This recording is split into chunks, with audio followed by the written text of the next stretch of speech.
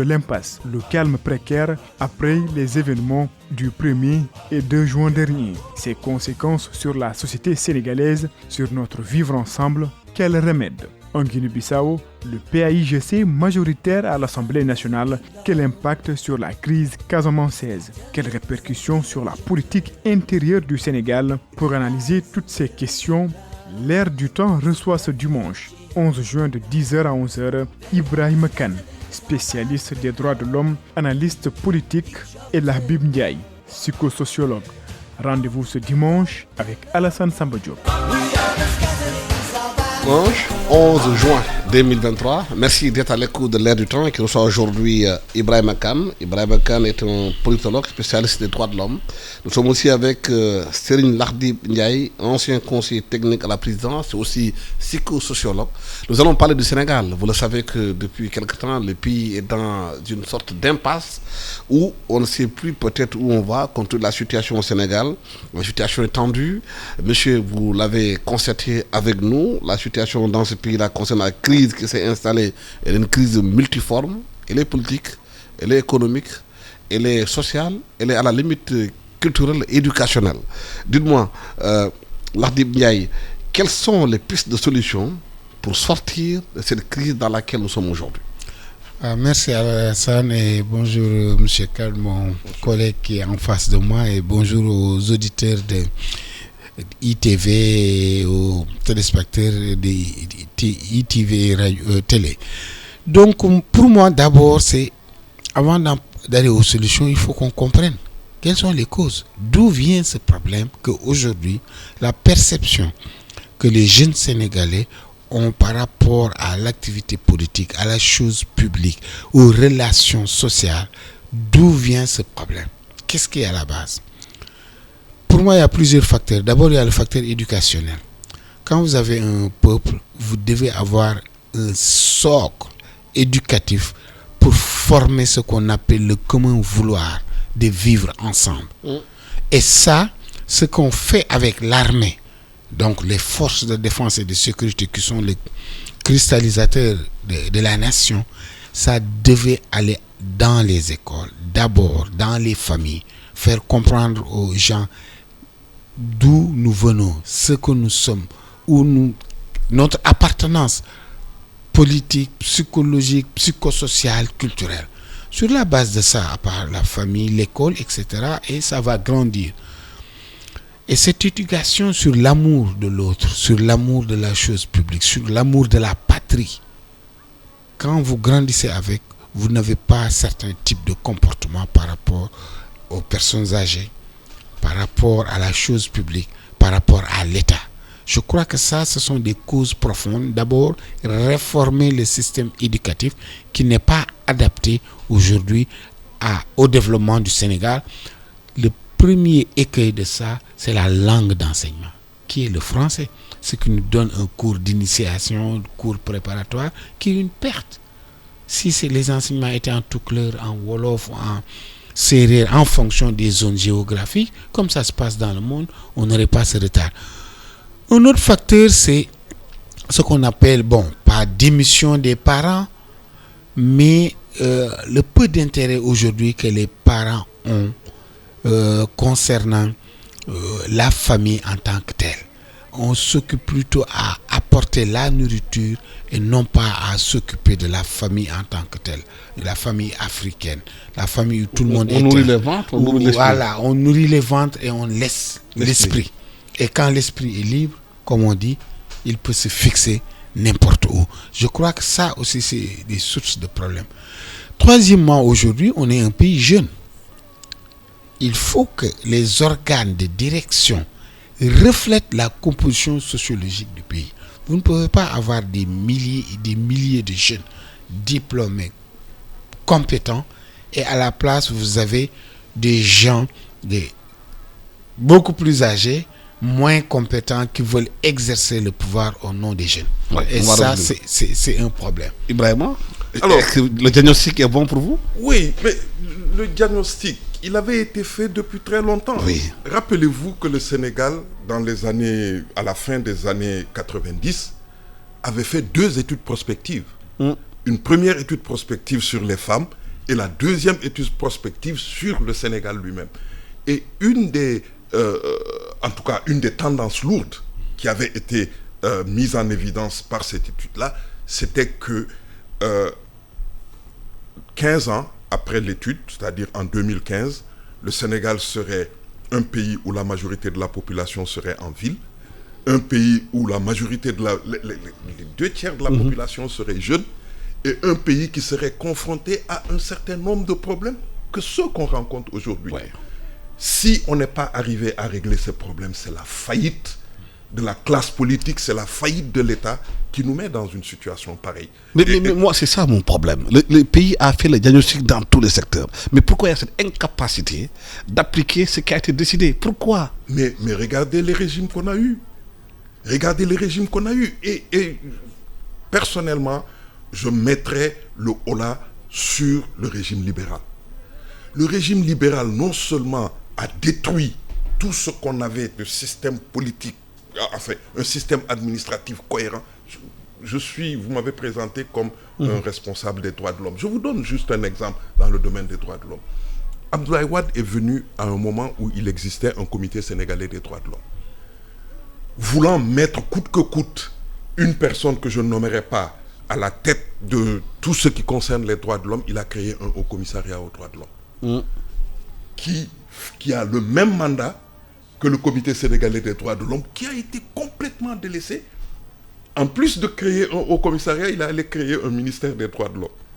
Alors voilà un domaine dans lequel vous avez 3 structures qui font le même travail et qui n'ont absolument rien fait en fin de compte parce qu'ils passaient tout le temps à se marcher dessus. Voilà comment était... Et on peut multiplier les exemples. C'est-à-dire, tant que dans une société, on n'a pas une direction claire, on n'a pas une volonté de vraiment faire en sorte que le pays avance dans un certain... Pour moi, le développement, ce n'est pas construire des infrastructures, le développement, c'est arriver à résoudre les problèmes du pays. Absolument. Faire en sorte que les problèmes du pays trouvent une solution et dans une perspective qui fait que tout le monde se sent partie prenante dans les actions de ce pays. Mais regardez cette jeunesse qu'on est aujourd'hui en train de décrire, mais elle est laissée pour compte.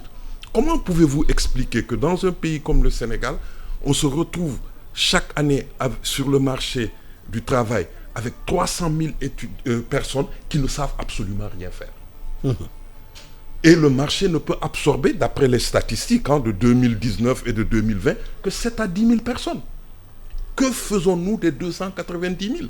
Mais c'est l'inadéquation entre la formation, l'offre, la sortie de formation et les besoins de l'économie réelle. Mais ça, on le sait. Pourquoi on ne fait rien? Mais les propositions, les solutions ont été proposées. Par exemple, moi, j'avais proposé, dans le cadre de l'éducation pour tous, d'abord couper depuis la 3e l'orientation des étudiants qui doivent aller dans les séries littéraires. Enlever ça. D'abord, un seul système comme dans le monde vous commencez en première année jusqu'en 12e année. On fait le socle de compétences sur ça. Il n'y aura pas de littéraire. Qu'est-ce qui se passe? Aujourd'hui, vous allez en seconde sur, admettons, 10 000 élèves qui réussissent au BFM. Les 9 900 vont dans les séries littéraires. Ces 9 900 vont se retrouver à la sortie, par exemple, 6 000 ou 7 000 qui vont aller à la faculté. Sur les 6 000 ou 7 000 qui vont à la faculté, les 5 590 vont aller à la faculté des lettres, à la sociologie, au droit, etc. Mais ça, c'est une volonté politique. Il suffit que le gouvernement dise qu'on n'oriente plus les élèves de seconde dans les séries littéraires et c'est fini. C'est-à-dire que vous réglez le problème en amont. Donc, la plupart des séries, des élèves vont aller dans les séries scientifiques. On a besoin de ces scientifiques. Et ça, on n'a pas réglé ça. Deuxièmement, comme je vous dis, la langue d'enseignement. Tout le monde n'a pas le degré d'intelligence. Tout le monde ne doit pas avoir le bac. Tout le monde, etc. On doit faire des paliers. Après 6 ans d'études, si vous pouvez devenir certifié dans un domaine, après 9 ans, quand vous arrivez au DFM, vous pouvez être un technicien, je ne sais pas, breveté. Quand vous avez en terminale, vous avez le bac, vous ne voulez plus aller à l'université, vous devenez un technicien supérieur et so on. Donc moi, Je crois que comme M. Khan l'a dit, on a fait les diagnostics, etc. Mais il y a un problème de leadership dans la mise en œuvre des politiques publiques. Parce que généralement, il y a une distorsion entre les discours et la réalité. Par exemple, moi, à l'Arbib, je suis un psychosociologue, vous me nommez directeur des exportations. C'est-à-dire que vous avez un problème d'exportation, mais vous avez choisi le mauvais homme pour régler ça. Donc, l'homme qu'il faut, à la place qu'il faut. Et ça, c'est le problème central et fondamental. On ne semble pas... Bon, on n'est pas comme dans les systèmes anglophones. Si c'était au Ghana, c'est pas possible. Même en Gambie, c'est pas possible. Quand ils font, l'Assemblée doit nommer un haut fonctionnaire, tu dois être diplômé dans ce secteur ou bien avoir une expérience professionnelle prouvée dans le secteur. Mais on ne peut pas prendre des gens qui sont tels, bons à tout faire, on les amène, ils sont cette fois nommés par ici, demain nommés par là, etc. Et la perception que ça renvoie chez les jeunes qui sont qualifiés, ils disent, mais moi j'ai appris pour être là et je reste là, je n'ai pas de travail. Quelle est la réaction de ces jeunes? Mais justement, est-ce que les pouvoirs publics sont conscients que ce sabotage entre guillemets des politiques publiques est un danger pour eux-mêmes, pour le pays, et qu'ils se mettent eux-mêmes en insécurité? Mais ils en sont les auteurs. Donc, ils sont conscients de ça, c'est sûr. Mais Alassane, regarde un peu le poids du président de la République dans nos institutions. Ouais. C'est lui qui fait tout. D'ailleurs, quand un problème se pose, même dans le petit village, il nomme le président de la République. Mais dans aucun pays au monde, le président de la République est celui qui doit tout faire. Ouais. Mais nous, je crois qu'aussi il y a une ça c'est mon avis, je ne suis pas un juriste. Il y a une surinterprétation des fois des pouvoirs du président de la République. Mais vous savez que dans notre constitution, le Premier ministre a des pouvoirs constitutionnels. Il est le chef du gouvernement. Est-ce que dans les faits, il est chef de l'administration. Mais si vous êtes dans un pays où le Premier ministre a même peur de nommer quelqu'un, où le président a même lui-même le fait surveiller, le fait guetter, il y a un cri de confiance entre ceux-mêmes qui dirigent le pays. Est-ce que c'est pas ça le problème? Mais c'est ça le problème, monsieur Khan. Je vous laisse continuer, mais je veux vous dire que quand vous avez un pouvoir et vous n'exercez pas ce pouvoir, vous avez peur d'exercer ce pouvoir.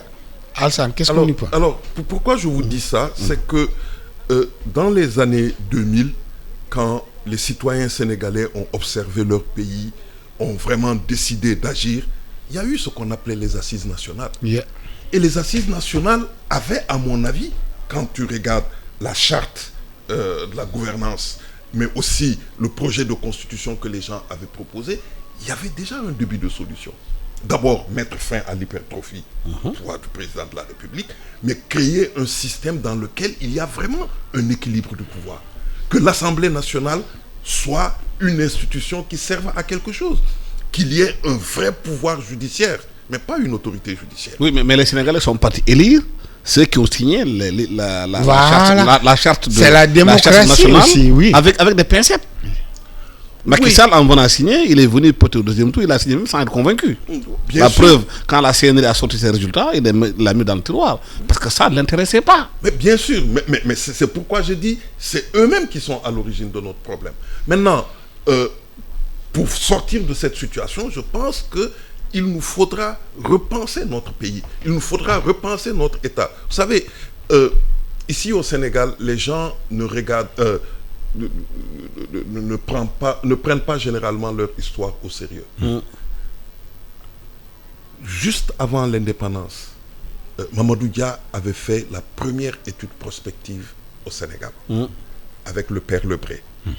Et cette étude avait montré que si le Sénégal voulait avancer comme nation qui veut trouver une place prépondérante, aussi bien en Afrique de l'Ouest qu'en Afrique, qu'il y avait un certain nombre de choses. Revisitez cela. Je pense que c'était le professeur Mamadou Diouf qui avait fait un certain nombre de trucs. Revisitez-la et vous verrez que comment sortir de cette situation, les pistes existent. Oui, mais Mamadou Dia a été liquidé par les lobbies. Exactement. Quand les assises nationales ont pu, grâce, comment dirais-je encore, à Amadou Makhtar Mbow, a aussi élaboré un certain nombre de stratégies, ce sont ces mêmes politiciens qui les ont liquidés. Maintenant, la société doit être en mesure de prendre ses propres responsabilités. Mais est-ce que la société peut prendre ses responsabilités quand elle est maintenue dans l'ignorance, dans l'obscurantisme, que c'est une politique systématiquement qui a été mise en place pour que les gens ne comprennent rien? Mais est-ce que le fait de saboter l'éducation nationale, de ne pas donner à l'éducation ce qu'elle doit avoir comme moyen pour former les citoyens sénégalais, les langues nationales qui ne sont pas introduites dans le système de façon systématique, est-ce qu'il n'y a pas de lobby derrière? Est-ce que la France ne veut pas que le Sénégal ne réussisse pas? Parce que le français aujourd'hui est devenu notre langue à nous tous, même si on peut l'utiliser, mais elle participe à nous abêtir davantage. Mais Alassane, vous avez parfaitement raison. D'abord que cette langue, si elle est parlée à l'école, d'abord elle est très mal parlée et dans la vie de tous les jours, les gens ne parlent pas cette langue. Et moi, je ne comprends pas, et je le répète, et j'ai toujours répété, qu'est-ce qui empêche notre pays, le Sénégal, d'extirper de cette constitution le français est la langue officielle. On n'en a pas besoin. On a besoin de dire que les langues nationales sont, comme on l'a fait, un point, un trait.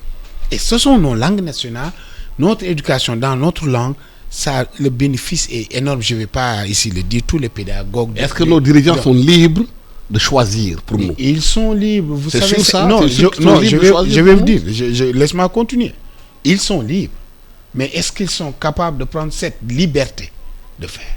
Aujourd'hui, je ne vais pas donner d'exemple. Vous avez vu dans la sous-région, au Mali, au Burkina, etc.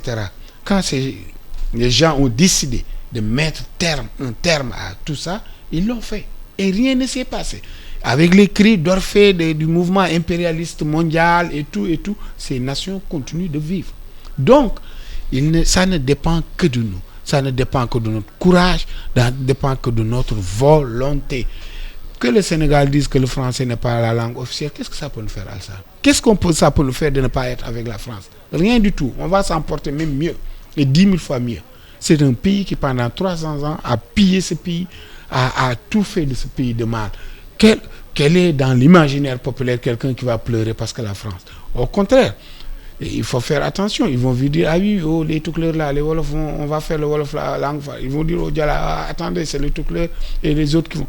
Ils le font dans tous les pays du monde et ils n'ont réussi nulle part. La seule chose, comme on dit, ils vont réussir de manière un peu temporaire dans certains cas, mais ils n'ont jamais réussi. Regardez la situation des pays francophones en Afrique, messieurs. C'est les pays les plus arriérés économiquement. C'est les pays les plus arriérés politiquement. C'est les pays les plus arriérés socialement. Vous regardez dans les pays anglophones, vous prenez du Ghana, dans les pays lusophones, l'Angola. Mais c'est des pays qui... Les gens, ce qu'ils ne disent pas, il y a une autre Afrique qui se développe en dehors de ça. Et vous voyez la France faire des courbettes au Congo, faire des courbettes en Angola tout dernièrement à cause de l'affaire du gaz et du pétrole. C'est cette même situation avec nous, notre gaz et notre problème. Les troubles que nous avons en toile de fond, c'est le fait que vous voyez tous ces dirigeants européens qui sont venus défiler à Dakar pour demander du gaz sénégalais. On doit être vigilant, renforcer la cohésion nationale, se battre et se dire que cette affaire, c'est une affaire nationale. Justement, est-ce que la classe politique a conscience des dangers qui guettent le pays? Vu aujourd'hui la situation dans laquelle ils sont, on a l'impression que chacun gère ses petits intérêts, chacun veut devenir président de la République, d'autres veulent rester, quitte à mettre le feu au pays. Est-ce qu'on a conscience des dangers qui guettent le Sénégal? Est-ce que la classe politique est assez consciente de ce qui se passe réellement? Oui, je peux dire qu'il y a une certaine partie de la classe politique qui en est consciente, mais il y en a une autre qui n'en est pas du tout consciente. Surtout ceux qui veulent tout faire pour rester au pouvoir. Parce que le Sénégal, par le passé, a toujours connu des problèmes entre opposition et pouvoir. Mais est-ce que ceux qui veulent venir aussi sont assez matures pour comprendre les enjeux? Mais ça, compte tenu du langage et de la situation qui est mise en place. Oui, mais ça, ce sera aux Sénégalais de décider. Ce sera aux Sénégalais, avec le pouvoir qu'ils ont, parce que je ne pense pas que les Sénégalais vont donner le pouvoir à quelqu'un qui n'aura pas présenté un programme. Ah oui, les programmes ne lisent pas les gens au Sénégal. Voilà. Les programmes ne lisent pas les gens au Sénégal. Mais on va y aller. Tout à l'heure, ce qu'il disait dans son propos, pour moi, c'était « Ayons un État qui nous ressemble. Ayons un État qui reflète la réalité politique, sociale, d'un pays dans sa diversité, mais aussi dans son vouloir vivre. » Mais M. Kane, je voudrais qu'on s'arrête sur un point bien précis. Est-ce que nous-mêmes, on ressemble à nous-mêmes? Mais regardez nos femmes aujourd'hui. Yeah. Elles sont en perruque, elles sont en fausses ongles, faux cils, fausses poitrines, fausses fesses. Oui, Et mais- tout ça, est-ce que tout ça aujourd'hui, le fait aujourd'hui de vouloir ressembler coûte que coûte à des Françaises, à des hindous, à des cheveux longs, est-ce que d'abord, psychologiquement, les gens se ressemblent à eux-mêmes? Oui, mais je vais te répondre en deux Réponds-moi. points. Oui. Le premier point, c'est de dire qu'il ne faut pas aussi penser que ce qui est à Dakar ressemble à tout le Sénégal. D'abord. La deuxième chose, c'est qu'il ne faut pas aussi oublier... Et même les régions aussi, changent Dakar maintenant. Hein? Oui, et il ne faut pas aussi oublier que nous sommes en tant que pays francophone dans une trajectoire qui fait que il n'y a pas une très très grande différence entre l'état colonial des années 60 et l'état dans lequel nous vivons. Mais je vous donne un exemple. Je viens aujourd'hui, je mets mon tchaya, c'est ma culture, mais tout le monde rigole parce que je mets mon tchaya. Mais Si parce tu qu'on mets ne leur a aujourd'hui pas ton dit qu'est-ce costume que c'est que le cravate, tchaya. oui, tu es bien habillé aujourd'hui, tu es correct, mais nos tchayas sont délaissés. Oui, mais encore C'est des signes aujourd'hui Oui. d'aliénation. Oui, mais ça a toujours existé parce que l'État, comme je l'ai dit tout à l'heure, dont nous avons hérité, nous n'avons rien fait pour le changer. Nous n'avons rien fait pour mettre en place des structures qui répondent à Qui nous ressemblent. Voilà, qui nous ressemblent et qui répondent à nos propres préoccupations. Mais on va arriver à cela parce que si vous prenez par exemple un secteur aujourd'hui qui est florissant, c'est le secteur de l'habillement. Oui. Nous sommes tous ici assis ici. Oui. Nous ne portons plus de costumes. Non. Oui, Nous avons des habits. c'est tant mieux. Voilà, c'est tant mieux. Donc, ça veut dire que il y a dans certains Mais domaines- on ne fabrique plus le coton pour nous. On importe encore le coton. Oui, mais en même temps, il y a de plus en plus une prise de conscience que les choses doivent changer. Et c'est dans ce sillage-là que je vois aujourd'hui ce qui se passe ici au Sénégal comme étant vraiment quelque chose de très important. Parce que on aura à faire l'année prochaine des choix assez déterminants pour notre pays. Mais je vais ajouter, M. Khan, le fait que ce que Alassane disait, qu'il veut porter son tchaya. Aujourd'hui, vous voyez le Premier ministre malien, comment il s'habille. Et il est fier de Choguel Maïga, comment il s'habille. Vous voyez comment le Mais il y a président... un peu de populisme là. Mais je suis d'accord. Moi, je suis même pour qu'il y ait ce populisme, qu'il y ait ce qu'on appelle l'effet d'imitation par rapport à ça. Je n'en parle même pas au Nigeria ou au Ghana, quand vous voyez, ou en Afrique du Sud, quand tu vas Au Burkina Faso. Au Burkina, vous voyez, les gens sont fiers. Les gens sont Ici, d'amis. on a essayé de tuer ça, comme dit Alassane. Mais si aujourd'hui, on faisait que, comme le vendredi, que tout le monde mette son tchaya ou son... voilà, son bailahad, va au travail, etc. Mais c'est ça que nos enfants vont copier pour eux-mêmes faire cela. Donc l'éducation est fondamentale. Et ensuite, là où on parlait, c'est la perception qu'on a de soi. Quand on n'est pas fier de soi, on devient un Dunguru intellectuel, un Dunguru politique, un Dunguru économique. Mais est-ce que c'est pas là-bas qu'il faut changer les contenus pédagogiques, les contenus dans l'éducation? Parce que si on regarde bien l'histoire du Sénégal aujourd'hui, telle qu'elle est enseignée depuis des millénaires, c'est de montrer que le blanc a toujours pris le dessus sur le noir. C'est ce qui est largement faux. Que Abéanzin a été battu. C'est faux. Est-ce que cet imaginaire-là qu'on l'inculque à nos enfants ne produit pas aujourd'hui des présidents qui sont capables aujourd'hui devant un journaliste sénégalais de tendre le micro à un journaliste français et d'aller parler aux Français? Mais psychologiquement, il ne peut pas. C'est comme ce que je vous ai dit, la perception qu'on a de soi, Alassane. Ce qu'on a dans les livres d'histoire qui les écrivent, c'est pas les professeurs sénégalais. Qu'est-ce qui a fait de changer ça? La volonté politique. Point. Exactement. Comment vous appelez ça? Révolution. Ça se fait en 24 heures, non? Vous partez de l'ancien au nouveau. En moins des fois même pas en 24 heures, en quelques heures. Donc il suffit d'un décret, simplement, pour que ça s'arrête tout de suite et maintenant. Ce qu'il dit là est tellement vrai. Vous prenez l'enseignement supérieur. Tous les problèmes de l'Afrique que nous connaissons aujourd'hui, ce n'est pas enseigné dans nos universités. Vous irez dans nos universités, vous leur demanderez ce qu'est le panafricanisme. Les gosses vont vous regarder avec de gros yeux en disant mais on vous a du Sorenkier de Garde, de Chartres, même des institutions continentales, de l'Union africaine, comme la CEDEAO et autres, sont inconnus. Sont inconnus. dans nos pays. Alors, comment voulez-vous que nous puissions produire quelque chose qui puisse vraiment refléter notre propre réalité? C'est pas possible. Donc ça, mais ça, c'est pas seulement de la responsabilité des dirigeants, c'est aussi de la responsabilité des enseignants, c'est aussi de la responsabilité de la société. De la société. Et nous vivons une société dans laquelle j'ai comme l'impression que les gens ne savent même pas par quel bout prendre le problème. Ils ne savent même plus par quel bout prendre le problème. Monsieur Kane, juste pour vous dire, actuellement, ce que vous dites, actuellement, en matière d'éducation, le contenu des manuels, là, c'est élaboré par le ministère de l'Éducation, qui a des commissions dans les soirs. On vous dit que oui, que le Toubab a fait ceci à La Dior ou à Albouri, ce qui est faux. Pourquoi aujourd'hui ce narratif continue d'être véhiculé dans les radios? On note avec vous, les journalistes, et tout ce qu'on vous dit. On essaie toujours de nous faire croire que si le Sénégal doit prendre une position, on doit attendre ce que la France en pense, ce que les États-Unis en pensent. On va dire, ah oui, si le président prend tel, est-ce que la France est d'accord? C'est-à-dire que c'est dans le mental que même vous posez la question. Vous ne savez pas que vous êtes en train de véhiculer un stéréotype. Oui, que pensez-vous? Quelle est l'attitude? Depuis que les événements ont eu, tout le monde guette. Oui, quelle est la réaction des ambassades étrangères? Tout le monde titre. Voilà là où les gens ont des problèmes. Ils ne sont pas fiers d'eux. Ils ont envie d'entendre la voix de l'autre qui leur dit... la voix du maître. La voix du maître par rapport à ça. Pour adouber le discours. Voilà.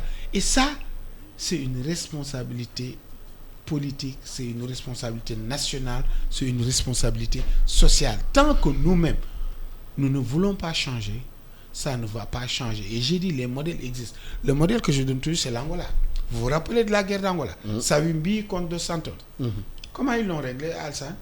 Ils l'ont réglé sans les Nations Unies, sans les États-Unis, sans l'Union africaine, sans personne. Vous savez comment ils l'ont réglé? Un groupe d'intellectuels s'est réuni, il dit, écoute, on est l'Angola, le pays le plus riche. Les gens disent oui. On a de l'or, oui. Du diamant, oui. Du pétrole, oui. Mais pourquoi on se bat? On dit on se bat parce qu'il y a quelqu'un qui veut qu'on se batte pour lui vendre. Et ils ont dit non, ça s'arrête. Il n'y a pas eu de conférence nationale en Angola. Ils l'ont réglé à Luanda. Ils ont appelé ça. Savimbi, vous vous rappelez? Savimbi a dit non, moi je vais continuer la lutte. Ils l'ont tué. Ils ont arrêté la guerre. Aujourd'hui, l'Angola est la deuxième économie africaine. Et en passe de devenir la première puissance économique africaine. Mais ici au Sénégal, pourtant il y a des outils qui sont là. Le digital semble être un formidable outil de contenu. Le cinéma sénégalais est là. L'imaginaire que le cinéma sénégalais peut travailler. Pourquoi la culture sénégalaise n'est pas mise en avant pour changer les mentalités? Oui, mais parce que le système éducatif lui-même ne s'est même pas encore adapté au digital. C'est bien que vous parliez du digital. Savez-vous qu'aucune université au Sénégal n'enseigne les questions liées au digital? Je ne parle pas de ces petites écoles-là où chaque année on change les programmes pour, comment dirais-je encore, attirer des jeunes. Je veux dire, le digital a des conséquences extraordinaires sur nos sociétés. Et nos universités ne sont pas à hauteur. Non, ce que je sais à l'heure actuelle, c'est une seule structure, un seul laboratoire à l'université de Saint-Louis, le LASMAT, qui vient à peine de commencer ce travail-là. On a 6 universités, mais aucune d'entre elles ne travaille sur ces questions. Et aucune d'entre elles n'a même pas commencé, parce que ce n'est pas un petit travail, c'est un travail de fond. De contenu. Voilà, le digital affecte tous les aspects de notre vie. Prenez par exemple... je reviens toujours à ce que je sais faire. Prenez par exemple la question de la protection des droits de la personne. Regarde, le Dakar est maintenant pratiquement quadrillé de caméras. Mais on prend nos photos, on prend des vidéos. Quel usage on en fait? Pendant le 4 avril, on nous a montré des drones que l'on utilise. Quel est leur usage? L'aéroport, on nous a dit que maintenant l'intelligence artificielle est utilisée à l'aéroport de Dakar. Mais pourquoi faire? Tout ça, ce sont des questions qui méritent une attention et c'est à la société elle-même de trouver des solutions à ces problèmes-là. Voir comment on peut faire pour que l'État puisse continuer à jouer à exercer son droit régalien, mais en même temps que les droits des individus soient protégés. Rien. Et alors, comment voulez-vous qu'on fasse des avancées sur ces questions du digital si on ne fait pas ça? Deuxième chose, les métiers. du digital. Mais il y a à boire et à manger. Il y a énormément de potentialité pour ces jeunes-là à trouver du boulot, réparer des appareils. Il y a tellement de métiers qui se rapportent à ce digital, mais encore faut-il les former à cela, encore avoir les compétences qui peuvent enseigner, qui peuvent former les gens dans ce domaine-là. Donc, il y a énormément de choses à faire. On n'en est pas là. On parle d'un PSE, mais qui n'a pas pris en charge ses préoccupations. On installe maintenant dans des centres de collecte de données ou de data center, mais qui sont installés par des Chinois, qui sont contrôlés par des Chinois, et on ne sait même pas quel usage ils vont en faire.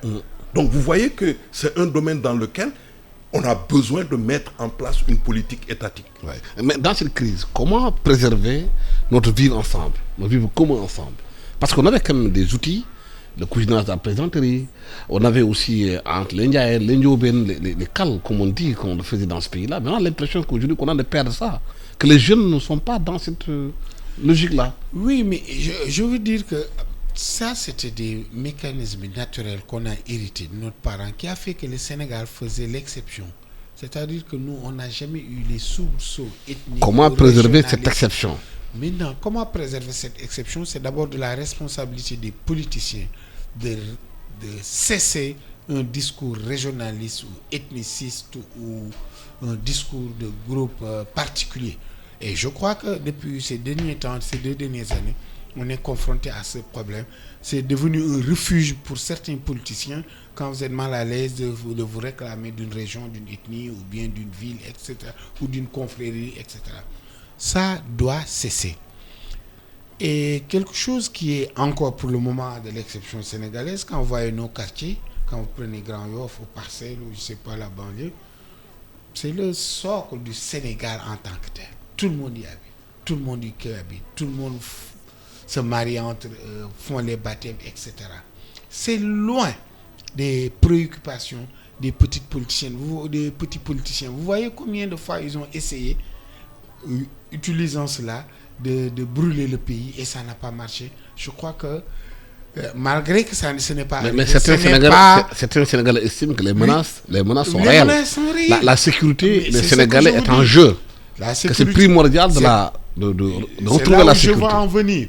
Ça ne veut pas dire que on est stable, mais attention, ça peut conduire à vouloir trop jouer avec le feu, ça peut conduire à un incendie. Il nous faut arrêter ce type de discours et rester concentré sur les objectifs du développement. Si vous êtes un politicien, vous devez nous démontrer si vous amenez le pays du point A à un point B, c'est ce qu'on vous demande. On ne vous demande pas de nous interroger sur nos origines, etc. Mais les gens estiment que la sécurité est extrêmement importante dans ce domaine-là. Oui, mais Alassane... Que les menaces sont réelles. Oui, mais j'ajouterais à ce qu'il dit quelque chose que j'ai remarqué hier et avant-hier, pour moi qui est très dangereux. Parmi les personnes qui avaient été arrêtées et qui ont été traduites devant la justice, il y a, paraît-il, 93, d'après les journaux d'hier, Guinéens qui vont être expulsés du Sénégal. C'est une première dans l'histoire.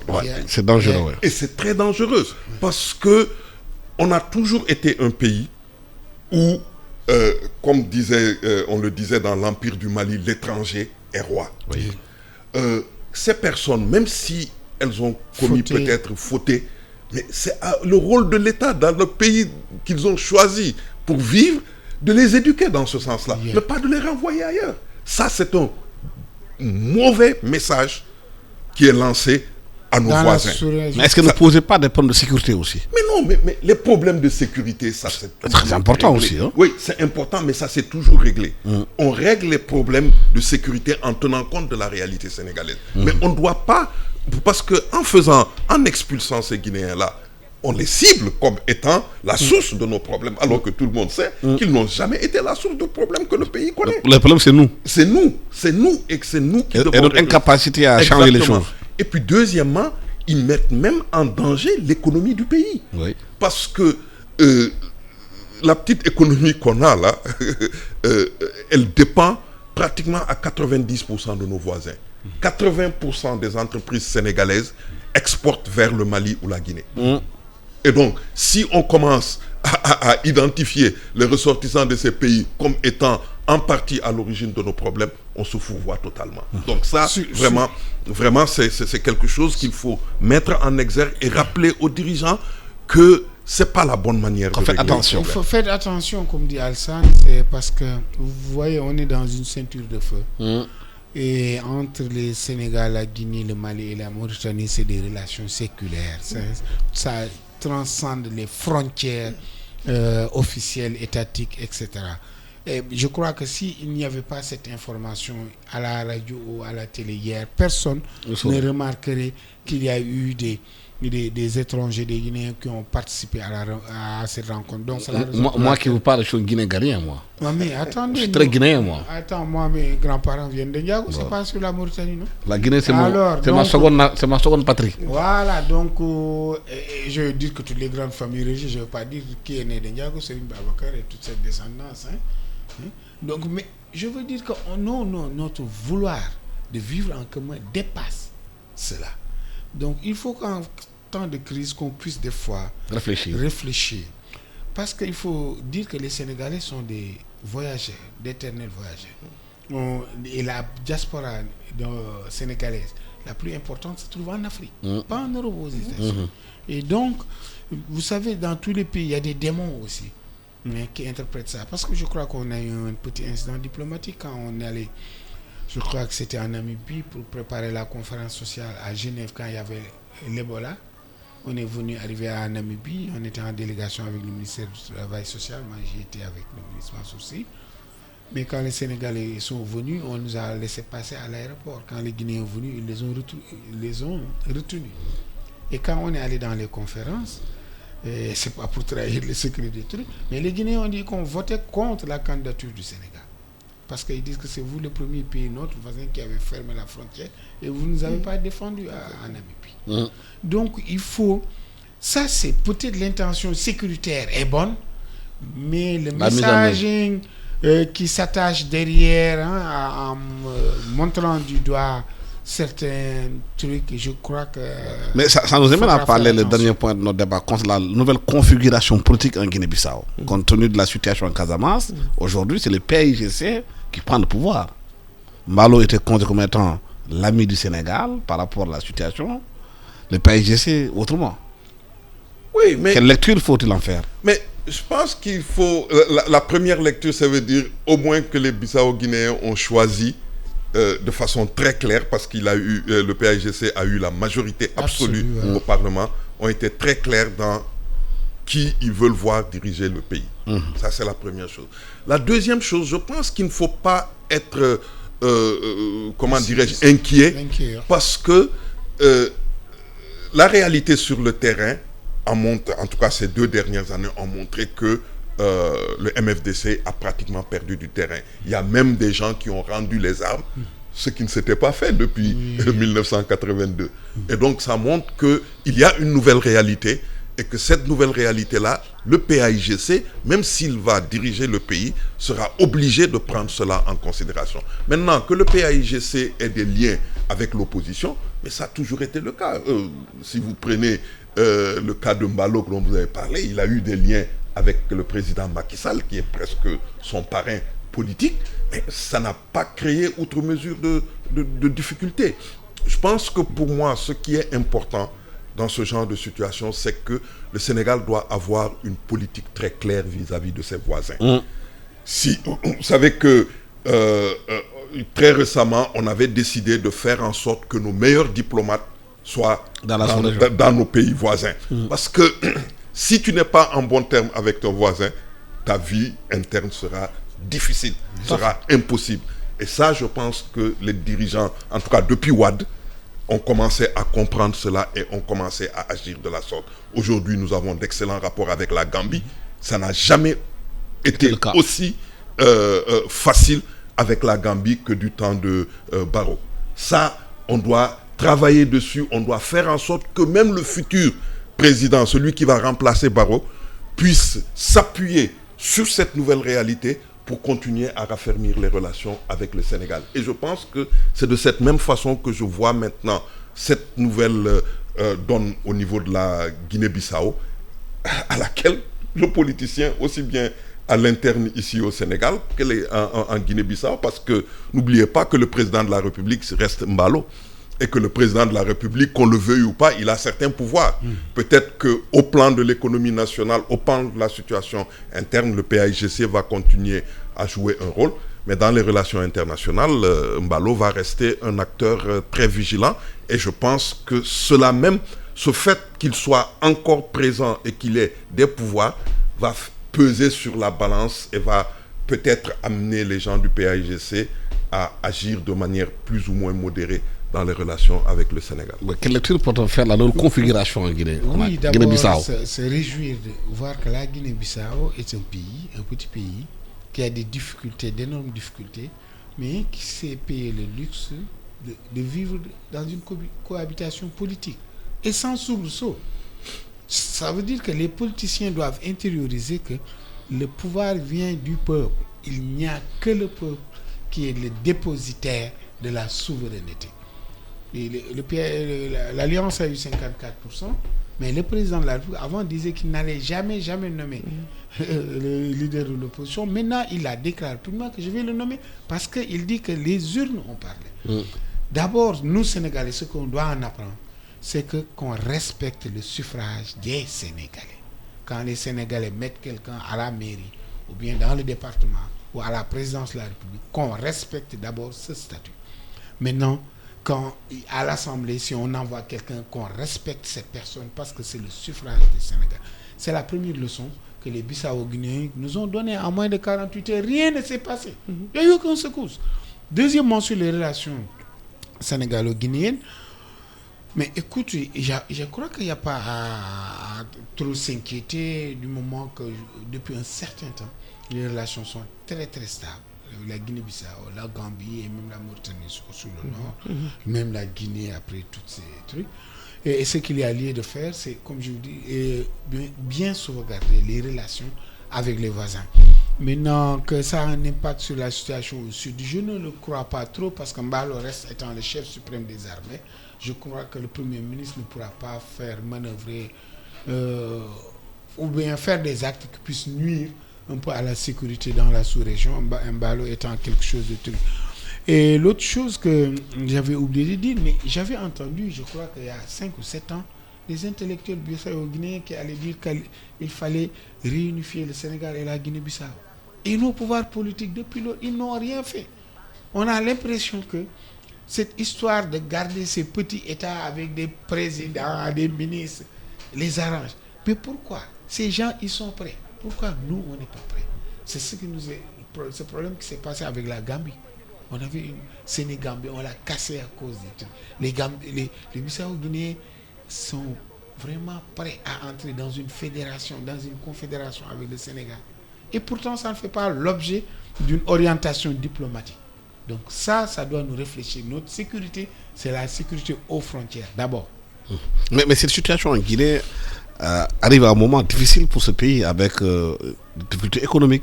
Surtout que la Guinée-Bissau, l'une de ses principales ressources, c'est le noir d'acajou. Les prix ont complètement baissé sur le plan international.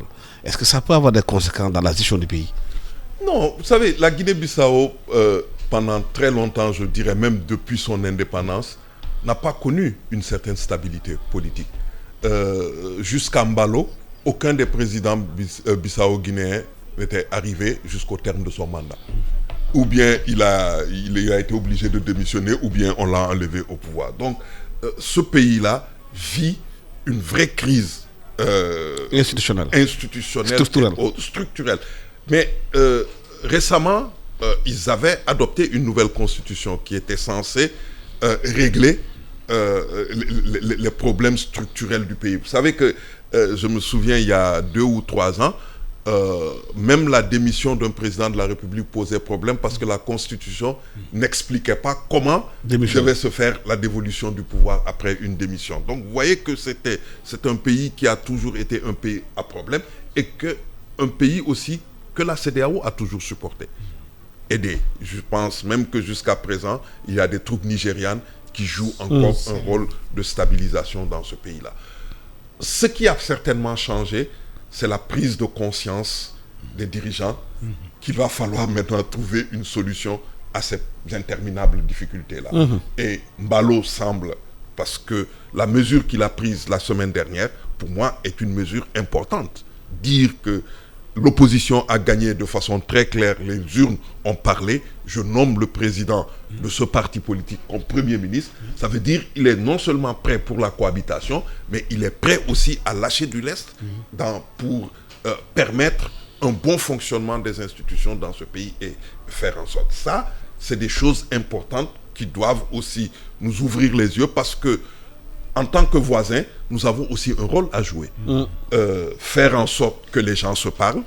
Chaque fois qu'il y a des problèmes, qu'on puisse parler aux uns et aux autres. Et c'est comme ça qu'on va bâtir une sous-région dans laquelle il y aura la paix et la sécurité. Parce que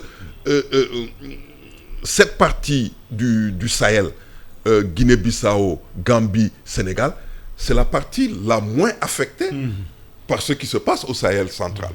Et ça, je crois que c'est une très très bonne chose. C'est pourquoi la crise que nous vivons ici au Sénégal, il y a une manière de régler cette crise-là. Si on ne la règle pas la meilleure des façons, on risque de se retrouver avec des problèmes autrement plus complexes, plus compliqués. Prenez un pays comme le Togo. Le Togo avait pensé qu'il pouvait régler son problème à l'intérieur. Ils avaient oublié une chose, que dans le nord du pays, c'est des musulmans, que l'actuel leader de l'opposition était un musulman, et les groupes djihadistes ont vite fait de créer des relations, et maintenant le Togo, dans sa partie septentrionale, est confronté à des difficultés. Donc, il faudra aussi à nos dirigeants, à nos politiciens, de savoir raison garder, de faire en sorte que la stabilité du Sénégal soit la chose qui les intéresse au plus haut point, plutôt que des positions de pouvoir ou bien le fait de pouvoir rester à la tête de cet État. C'est important que cette prise de conscience-là soit faite et maintenant. Oui, mais comment justement instaurer davantage de prise de conscience au Sénégal par rapport à la stabilité, à la sous-région, à la ceinture de feu qui est là. Et ensuite, ces mouvements qu'on a aujourd'hui, ces manifestations, on a quand même vu des choses inouïes au Sénégal. C'est rare qu'on voit autant de cocktails Molotov, des sortes de guérillas dans les rues de Dakar. Les gens même parlent d'infiltration. On a de gaz et de pétrole. Ça donne aussi peut-être envie à ceux qui ont la même chose que le Sénégal, en termes de géostratégie, de déstabiliser le pays. Mais vous avez parfaitement raison, Alassane. C'est la raison pour laquelle il faut d'abord avoir le calme, la lucidité, d'analyser les situations et de prendre les bonnes décisions. Quand on est dans des situations de crise, il y a des déclarations incendiaires, des déclarations nationalistes, ethnicistes, régionalistes qu'on ne doit pas faire. Parce que même si la personne n'est pas directement affectée par la situation, par souci de solidarité, ils peuvent se lier à ce groupe. Donc il faut faire très très attention sur les déclarations qu'on fait. D'autre part, c'est de la responsabilité exclusive de l'État du Sénégal, la protection des citoyens et la protection des biens et des personnes. C'est de la responsabilité exclusive et par tous les moyens nécessaires. Parce que si vous installez une perception que moi, l'Habib, je peux avoir ma boutique, quelqu'un peut sortir de la rue, venir avoir son couteau ou son cocktail et venir me prendre mes biens que j'ai mis 20 ans à acquérir, moi aussi je ne vais pas me laisser faire, je vais prendre les moyens de me défendre et ça va amener le chaos dans ce pays. L'État doit pouvoir protéger les biens, les personnes. Ça c'est fondamental. Maintenant, veillez à ce que tous les groupes étrangers qui ont des intérêts occultes dans ce pays ne puissent pas prospérer. Par l'information juste, par l'information vraie, mais aussi par des mesures coercitives contre tous ceux qui sont dans une position ou dans une optique de vouloir déstabiliser le pays. Alassane, je dirais quand même, oui, l'État a la responsabilité, mais dans le respect de l'État de droit. Bien sûr. Dans le respect des droits, parce que ce qu'on a eu ces derniers temps, c'est quand même très sérieux. On avait pensé que la torture était derrière nous. Maintenant, on a des exemples de cas de torture. On avait pensé que les arrestations arbitraires étaient derrière nous. Il faut porter plainte. On a ça à l'heure actuelle. On a eu des personnes qui ont été tuées par balle. il faut une enquête. Il faut que les enquêtes puissent être faites. Et puis, on a aussi la question des nervis, qui semble être une question importante. Je vais mettre un petit bémol parce que quand même, il ne faut pas donner l'impression que les gens qui ont aussi perdu leurs biens, qui sont des privés, qui ne sont rien, que les gens n'ont aucune sympathie pour ce qui leur arrive, que les organisations des droits de l'homme s'inquiètent plus des gens qui sont victimes de blessures que des gens qui ont perdu leurs biens, qui pour anciens ne sont pas responsables. Oui, mais il y a certains qui ont constaté, tout dernièrement que les sociétés de sécurité sont en train de renforcer leur parce qu'il y a aussi des gens qui profitent de l'économie de la tension. Oui, bien sûr. Il y a aussi les armes aussi qui peuvent circuler. Oui, mais certains Sénégalais vont aussi déposer des ports d'armes. Oui, mais je veux dire, autant je suis d'accord que l'État doit jouer ses fonctions régaliennes, mais autant aussi je pense qu'il y a un minimum que l'État doit respecter. Oui, absolument. Pour moi, c'est ça. Non, je suis parfaitement d'accord, mais justement, ces derniers temps, ce que j'ai entendu dire, c'est que oui, on protège les blessés, les victimes de trucs, et on laisse les gens qui ont perdu leur bien. Il faut penser à eux aussi. Les droits de l'homme doivent s'occuper de que ces gens-là qui ont perdu soient bien indemnisés et bien pris en charge. Bien entendu, et ça toujours encore dans le respect de l'état de droit. Absolument. Voilà. Alors, un dernier point que j'aimerais souligner, c'est la question de la justice. Oui. Parce que pendant ces derniers temps, la justice a quand même été malmenée. On a vu des procès, mais qui ont été accélérés du début jusqu'à la fin de manière tellement exponentielle qu'on se pose la question de savoir, mais qu'est-ce qui nous arrive dans ce pays-là, dans le fonctionnement de nos institutions. Il faut qu'on revienne à la raison. 5 secondes pour dire. Rapidement, c'est fini le temps. Il y a plus de 10 000 cas de justice dans ce pays chaque année.